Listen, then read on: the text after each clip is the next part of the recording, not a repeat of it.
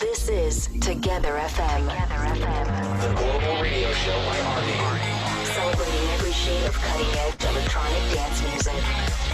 Today, we are together. Together we are Stronger, braver, glorious, young, united, global, loving, free, wicked, unique, beautiful. we, family. 5 de la mañana. Radio Reloj.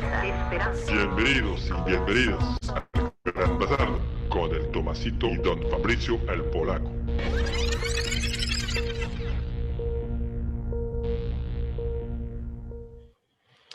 Bonjour à tous, bonjour à toutes, bienvenue sur cette première conférence du troisième jour et dernier jour du Grand Bazar.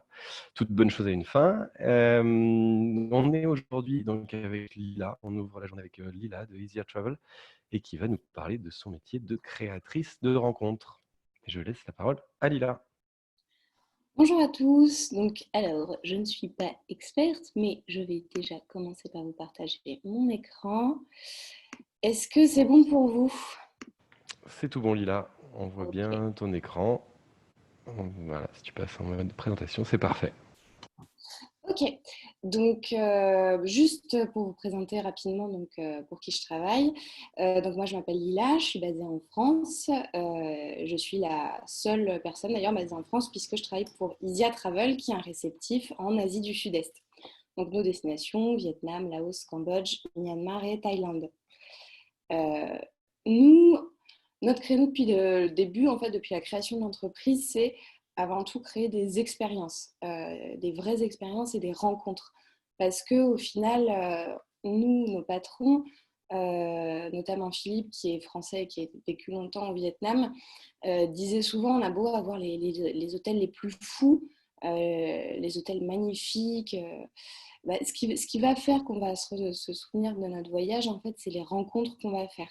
Et donc, nous, au final, on est avant tout, avant d'être logisticien, on est créateur de rencontres.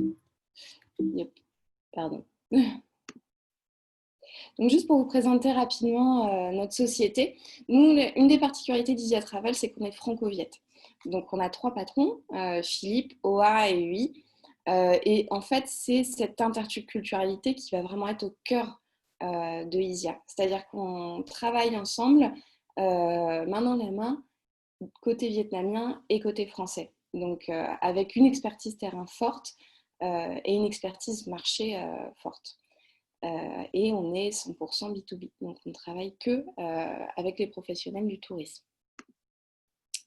Juste pour vous représenter rapidement, donc on fait 5 destinations, Vietnam, Laos, Cambodge, Birmanie, Thaïlande, avec 14 bureaux sur place qui sont toujours ouverts.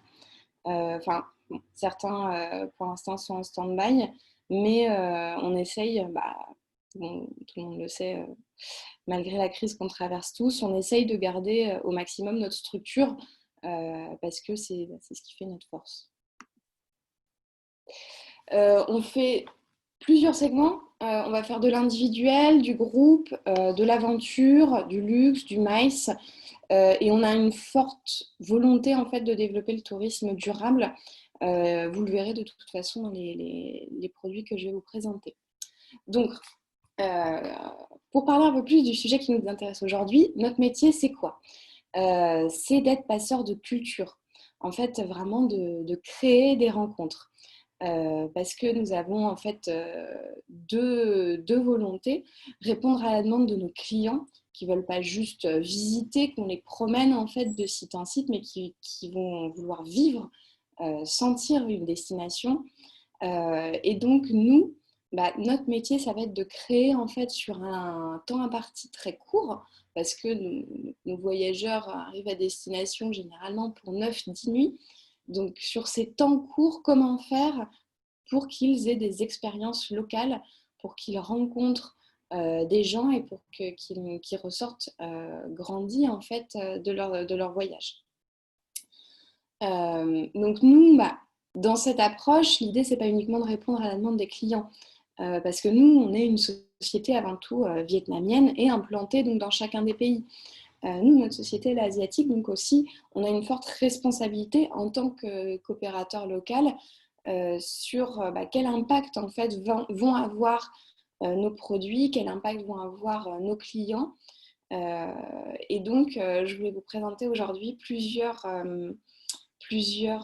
produits, en fait, plusieurs expériences que nous avons créées ou que les communautés locales ont créées. Parce que hier, j'assistais à une des présentations qui disait les DMC ne nous ont pas attendus pour faire du tourisme durable. Et bien pareil, en fait, il y a certains villages qui n'ont pas attendu les DMC pour faire du tourisme durable et pour se développer de manière inspirante. Alors, le premier produit que je voulais vous présenter, en fait, c'est... personnellement, j'adore manger. Donc, pour moi, en fait, c'est vrai que découvrir un pays, ça passe par découvrir sa gastronomie. Au final, la nourriture, c'est aussi l'identité d'un pays. Et donc, plutôt que d'emmener nos clients à chaque fois que dans des restaurants, nous, on va essayer, au travers de street food tours, parce que on parle beaucoup de street food depuis 1 an ou 2. Il y a eu toute une série sur Netflix sur la street food, surtout en Asie.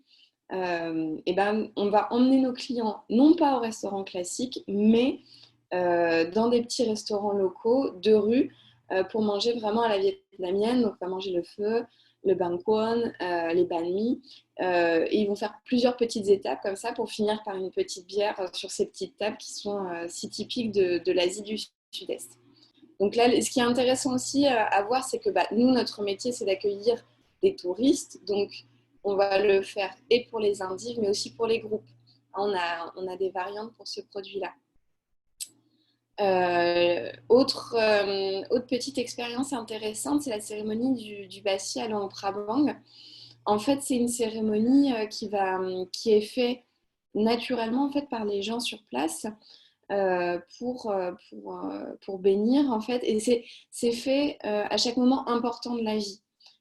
Pour une naissance, quelqu'un qui part en voyage, c'est assez en lien avec les voyageurs. Et du coup, ça fait complètement sens en fait de le faire pour des clients qui arrivent à Luang Prabang. Donc, où est-ce qu'on va le faire ? On ne fait pas ce genre d'expérience chez n'importe qui, n'importe comment. En fait, c'est la famille chez qui on a accueilli. En fait, c'est la famille de notre directrice de bureau au Laos, à Luang Prabang, donc à Nang. Et en fait, ce qui est assez chouette, c'est mon collègue français sur place me disait, mon ancien collègue d'ailleurs, me disait ce qui est sympa en fait, c'est que vu que c'est une cérémonie qui se fait assez régulièrement, assez naturellement, toute la communauté en fait va se joindre. Souvent on entend le bruit, on entend la musique et va rejoindre les clients pour partager ce moment. Yep. Donc là, les 2 expériences que je vous ai présentées avant, c'est plus des activités qui vont se lier dans un programme. Là, ce que je vais vous présenter, c'est un de nos bébés. Ce sont nos maisons flottantes sur le Tonlé Sap. Et là, c'est un hébergement et une expérience à part entière. Donc, ce sont des maisons flottantes qu'on a achetées sur le Tonlé Sap. Le Tonlé Sap, où c'est juste à côté des temples d'Angkor au Cambodge. Donc, il faut savoir en fait qu'au Cambodge, pendant très longtemps, la clientèle n'allait que sur les temples. Et il y a encore en fait, même si les Français sont assez plus aventureux que la moyenne, les temples d'Angkor, c'est encore très, très, très visité. Et le Tonlé Sap à côté, un peu moins. Et le village de Prek Toal où on a mis les maisons, encore moins. Donc c'est en fait des maisons où on va emmener nos clients. Ils vont être installés. Ils pourront visiter la réserve des oiseaux à côté, donc la réserve Osmose. Ils vont dîner, déjeuner sur place. Et donc s'ils passent la nuit là-bas, on va organiser un petit apéritif au coucher du soleil sur une petite plateforme flottante. Donc pourquoi je vous parle de ce produit dans une présentation sur les rencontres et sur l'impact sur les communautés locales, parce que là, on est complètement dedans, en fait. Déjà, il faut savoir que le village de Prek Toal est peu visité Et créer ces maisons, en fait, ça nous a permis de créer 6 emplois fixes. Et à savoir, en fait, que même si on n'a plus aucun tourisme, on a toujours 3 emplois fixes sur place. Donc ça permet aussi aux gens du village de voir en fait que leur territoire aussi est valorisable et intéressant pour le tourisme. Ça permet d'un sens à lutter contre cet exode rural qui est assez forte en fait sur le lac, puisque beaucoup en fait partent du lac pour aller travailler à Siem Reap. Donc il faut savoir que notre staff, donc qui est sur place, venait pas du tout du tourisme à l'origine. Ce sont des gens qui se sont un peu formés sur le tas, mais avec énormément d'envie, énormément de bonne volonté. Et c'est aussi pour ça qu'on avait des retours assez chouettes. C'est que non, c'est pas des gens qui ont fait une école d'hôtellerie, mais oui, c'est des gens qui ont à cœur en fait de partager leur culture, de partager leur petit coin de lac et de partager cette vie en fait qui est vraiment particulière sur ce lac. Donc juste pour vous montrer un peu les images. Donc vous voyez tout à gauche, je vous ai mis un peu les photos de la faune. Donc c'est ces grands oiseaux qu'on peut voir. C'est vraiment intéressant en fait, c'est la visite du parc ornithologique qui est juste à côté.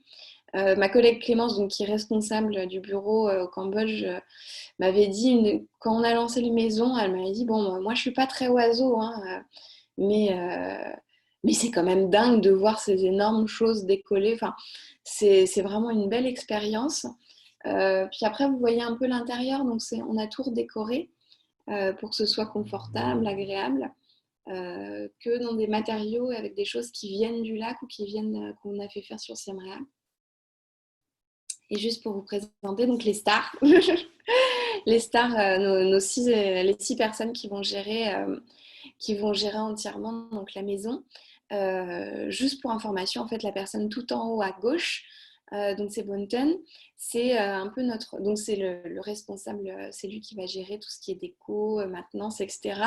Mais c'est aussi lui qui est un peu notre responsable déco sur tout ce qu'on crée sur Siem Reap. Parce que c'est quelqu'un qui a énormément de bon goût. Dès qu'on a un setup, quelque chose, c'est lui qui s'en occupe. Parce qu'il a vraiment une finesse à ce niveau-là assez chouette. Et tout en bas à droite, c'est Sophie. Donc Sophie, c'est en fait une personne qui a su vraiment, qui a un leadership naturel en fait, et qui c'est Madame Maison Flottante, quoi. C'est elle qui gère un peu tout ce petit monde qui est très dynamique et aussi très créative, puisqu'elle, à la base, en fait, elle fait des paniers en jassando. Parce qu'on a un petit atelier en fait, pour les gens qui passent la nuit là-bas de tissage de jassando pour faire des paniers. Et donc à la base, en fait, l'idée vient un peu d'elle. Donc c'est quelqu'un qui ne vient pas du tourisme, mais qui est d'une créativité assez folle. Alors, maintenant, je vais vous présenter une autre expérience en Thaïlande. Je voulais vous la présenter parce que c'est vrai que souvent, la Thaïlande, c'est un pays qui est, de toutes nos destinations, qui est un peu décrié comme un pays où on ne peut plus rien faire de nature, où on ne peut plus rien faire d'authentique. Mais en fait, il faut se souvenir que la Thaïlande, c'est très grand. C'est un peu comme la France. C'est grand. Il y a beaucoup de régions différentes. Et si on cherche bien, en fait, on peut tomber sur des expériences assez chouettes. Donc moi, je vais vous parler en fait d'un projet qu'on a mis en place avec la communauté de Doi Mon Lan, proche de Chiang Mai, enfin proche, à une centaine de kilomètres de Chiang Mai. Donc c'est une région où en fait on peut faire soit une expérience à la journée, soit une expérience de nuit sur place. Donc qu'est-ce qu'on va faire? On va faire de très belles randonnées. Hein, donc pour info, on a plusieurs niveaux en fonction du niveau des clients. Et ça va vraiment de la balade très simple au très plus compliqué. Donc ça s'adapte en fonction des clients. Mais vraiment, l'endroit est magnifique parce qu'on a parmi les plus belles vues de la région. On a une jungle complètement dingue. Et surtout, on a une communauté qui a envie de faire découvrir en fait sa jungle, ses villages et ses cultures en fait avec ses traditions, les traditions autour du café, les traditions culinaires et les traditions de danse. Donc en fait, ce projet, il est né de la rencontre en fait de notre patron Philippe et de Sharon Stowell qui avait déjà un projet sur ce village, qui avait commencé à travailler avec ce village. En fait, c'est vraiment un projet en co-construction. C'est pas un projet où on est arrivé, on va dire bon, bah, on va faire ça. C'est vraiment un projet community-based tourism. Et c'est vraiment une communauté qui a une envie de partage. Et nous, on va être là, bah ouais, ok. On va échanger. Eux nous disent, ok, voilà, notre culture, c'est ça, voilà ce qu'on peut apporter à vos voyageurs. Et nous, inversement, on va leur dire, bon, bah voilà, quand vous allez recevoir nos voyageurs, attendez-vous à ça, ça, ça, voilà ce que recherchent nos voyageurs. Et c'est là où notre rôle, en fait, est super important. Parce que souvent, en fait, les communautés qui accueillent pour la première fois, je suis pas branchée, qui accueillent pour la première fois des touristes, et ben vont être timides, vont pas oser en fait montrer aux touristes comment ils vivent, quelles sont leurs cultures. Et une fois qu'on leur dit mais non, allez-y, en fait les gens ne viennent pas pour visiter une maison, ils viennent pour vous rencontrer. Et ben là ça crée des trucs complètement fous et complètement magiques. Donc pour ce projet, on a fonctionné en fait sous forme de microcrédit pour qu'ils puissent en fait rénover certaines parties en fait pour l'accueil en fait des clients. Donc refaire une petite salle de bain, refaire un peu l'endroit où vont dormir les voyageurs quand ils dorment là-bas. Pour vous montrer un peu, donc je vous ai mis les photos de la région. Donc, comme vous le voyez, au-delà du projet, au-delà du côté tourisme durable, la région est magnifique. Enfin, en fait, on est plusieurs chez ISIA à avoir été dans ce coin-là, et à chaque fois, en fait, c'est vraiment l'endroit où tout le monde dit ouais, quand on y va, on prend une claque. Donc, pour vous montrer un peu donc, les repas qui sont partagés avec les gens.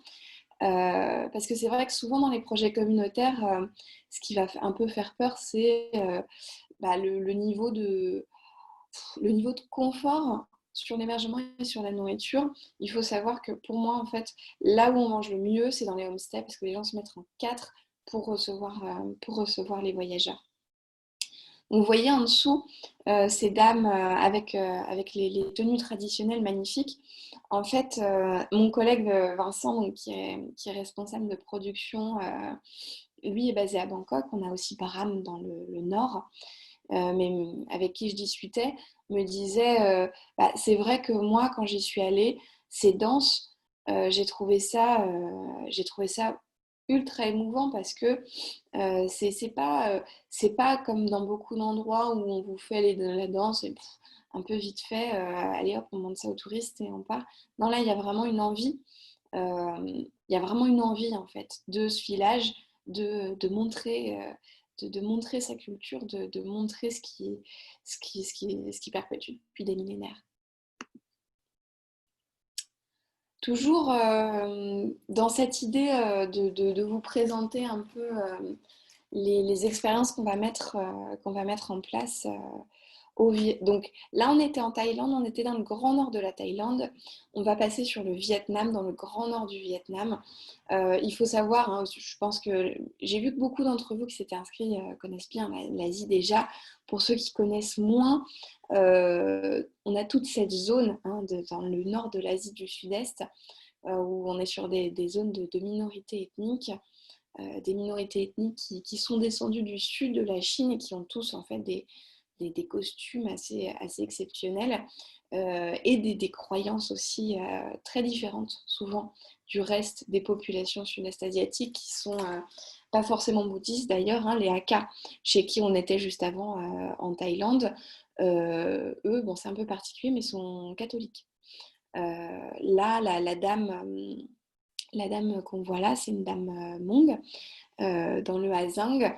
Et dans toute la région du Ha Giang, on a beaucoup de croyances animistes qui sont très différentes du reste du Vietnam. Donc, pourquoi dormir dans des homestays au Vietnam? Tout ça, bon, déjà parce que en fait, les homestays, donc les nuits chez l'habitant, c'est le moyen d'accéder en fait à des régions dans lesquelles il n'y a pas forcément d'hôtels, mais qui sont pour moi les plus belles du Vietnam en fait. Toutes ces zones de rizières en terrasse, de montagne, et ben il y a peu, bon, il y a de plus en plus, mais il y a peu d'hôtels encore. Et dormir chez l'habitant, ça permet aussi d'avoir accès à ces cultures différentes. Parce que en fait là, vous voyez la dame là qui regarde la vallée. Bah, c'est pas une photo de brochure, hein. C'est pas juste pour le folklore qu'elle est habillée comme ça. En fait, elle était venue nous chercher, donc ma binôme vietnamienne et moi, parce que chez Isia, on se fait des vacances ensemble. Et donc, on était partis donc pour découvrir un peu le Ha Giang. Et c'est une région, en fait, où c'est pas juste pour les touristes que les gens s'habillent comme ça, ils s'habillent comme ça tout le temps. Donc quand je vais vous passer, d'ailleurs, vous verrez dans la photo d'après, vous voyez souvent les rizières très vertes et en plein milieu, vous voyez ces petits points de couleur que sont les gens qui cultivent les rizières. Donc pourquoi aussi visiter ces régions-là? Souvent, ce n'est pas des familles qui vivent du tourisme, hein. C'est des familles c'est des familles d'agriculteurs, hein, pour la plupart, et pour qui ça va être un complément de revenu, le tourisme. Ça ne va pas être du tout le revenu principal. Et c'est aussi pour ça qu'en fait, on fonctionne avec pas mal de familles, des familles de confiance, sur des systèmes de microcrédit. Pour refaire les sanitaires, pour permettre d'acheter du linge de maison, etc. Donc voilà un peu les homesteads du Nord Vietnam. Donc c'était juste pour vous montrer un peu comment ça se présente, parce que souvent on a un peu du mal à visualiser. Donc là, là c'est que non, là c'était le Mù Cang Chải. Donc une autre région du Nord Vietnam, parce que le Nord Vietnam c'est grand. Donc, vous voyez, c'est des maisons sur pilotis en règle générale. Donc là, c'était tout en haut à droite, c'était la famille qui nous avait accueillis au Mù Cang Chải, toujours avec mes collègues. Juste pour vous montrer rapidement aussi comment on va manger. Donc vous voyez, ça c'était un repas préparé à Mai Chau. Donc on mange très bien dans le Nord Vietnam. Enfin, on mange très bien. C'est simple, mais c'est très bon et c'est toujours préparé avec amour. Juste pour vous présenter, oulala, le temps passe. Juste pour vous présenter rapidement aussi notre tout nouveau bébé, ça va être notre hôtel à Mai Chau. Donc là, on n'est plus du tout sur du homestay, on n'est plus sur du community-based tourism, mais c'était important pour moi de vous présenter en fait à quel point en fait toutes ces mouvances nous touchent et à quel point dans la construction d'un hôtel, donc en dur, en fait, on a voulu remettre un peu ce savoir-faire et ses envies. Donc, Havana, ce sera notre nouvel hébergement à Mai Chau. Donc, Mai Chau, c'est une région qu'on aime beaucoup chez Isia, où on va depuis très longtemps. Je vais accélérer un peu la cadence. Juste voilà, pour vous montrer les rizières en terrasse de Mai Chau qui sont très très jolies. Pourquoi je voulais vous présenter cet hôtel? Eh bien tout simplement parce que c'est un hôtel en fait où on va essayer de mettre toutes ces envies de tourisme durable en application.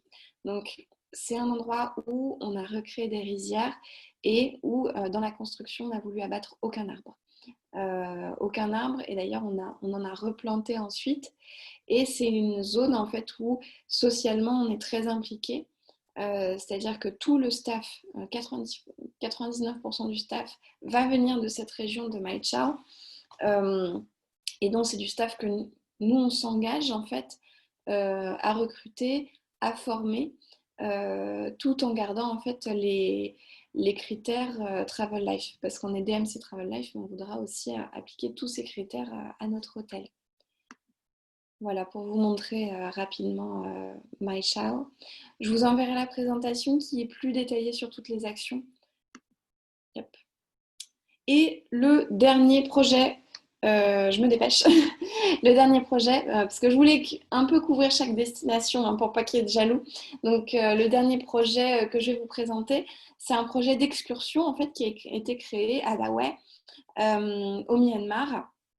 C'est un projet en fait communautaire initié par une communauté, géré par une communauté. Donc, généralement, les communautés CBT vont être accompagnées par des ONG au début, mais là, c'est vraiment la communauté qui gère tout de bout en bout.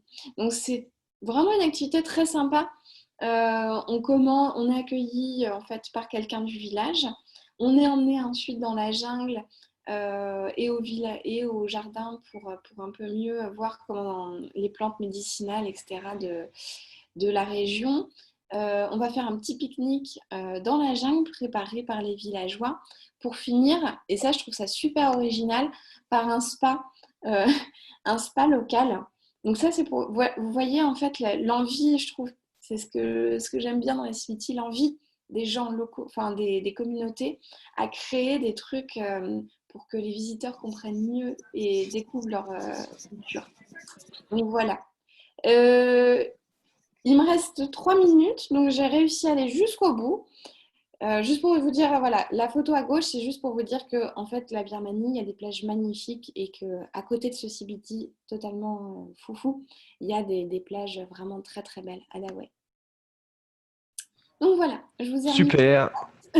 Merci beaucoup Lila, bel exercice de ce tour d'Asie en quelques minutes. En 28 minutes.